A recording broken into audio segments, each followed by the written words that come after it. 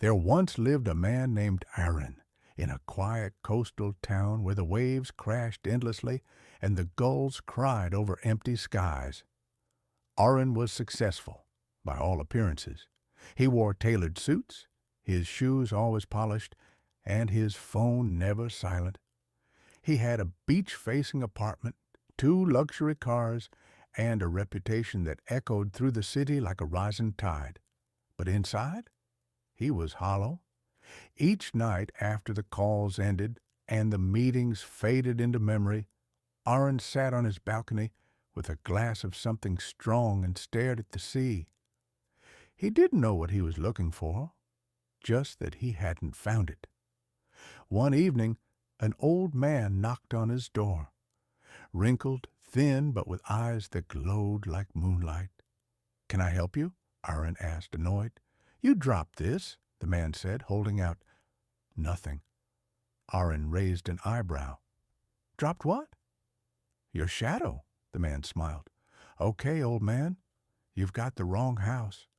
"No," the old man said calmly, "I've got the right soul." Before Aaron could respond, the man was gone, vanished down the stairwell like a forgotten dream. That night, Aaron couldn't sleep. He stood in the bathroom, staring at the tiled floor. No shadow. He turned toward the hallway. No shadow. Panicked, he rushed into the living room under the ceiling light. Still, no shadow. His chest tightened. He splashed water on his face, thinking he'd gone mad. But in that moment, he remembered something from childhood, something he hadn't thought about in decades. His grandfather used to tell him, "If you ever lose your shadow, you're not lost.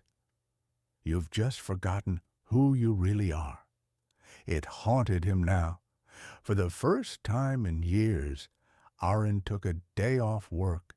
He drove far beyond the city, into the mountains where he'd spent summers as a boy, where he'd built kites with his grandfather and read poetry beside the river. He found the old wooden cabin, abandoned, cobwebbed, broken, but still standing. He stepped inside. Dust swirled in the light. The silence was louder than traffic. On the wall hung a faded photo, Aaron as a child, sitting on his grandfather's shoulders, laughing in the sun. In that photo, his shadow was there, long, clear, whole. And for the first time in years, Aaron cried. He remembered how he used to draw, paint, write songs in notebooks he never shared. He remembered the boy who loved deeply, felt everything, and wanted nothing more than to make people smile, not because of power, but presence. He'd buried that boy in ambition, paved over him with deadlines, replaced him with a version of success the world applauded, but his soul couldn't breathe inside. He whispered, "I'm sorry." The next morning, Aaron woke up in the cabin. Light poured through the window, soft and golden. He stood, and there it was, his shadow, quiet, present. Right behind him, it had returned. He laughed, not from relief, but from something deeper, a reunion. Aaron didn't go back to the city immediately. He spent weeks in that cabin. He began painting again. Nothing fancy, just colors and silence. He read his old notebooks, cried over them, forgave the boy who wrote them, and thanked the man who returned to find them. Eventually, Aaron sold the apartment. He bought a small studio by the sea and opened a gallery, not to sell, but to show people what shadows look like when they speak in colors. Strangers came. Some stayed. Some wept. Some wrote letters. One simply left a note that said, "Thank you. I thought I was alone." Years passed. One rainy night, an exhausted man knocked on Aaron's door. Aaron opened it. "You dropped this," the man said, holding out nothing. Aaron smiled. "I know," he said. "Come in. It's waiting for you."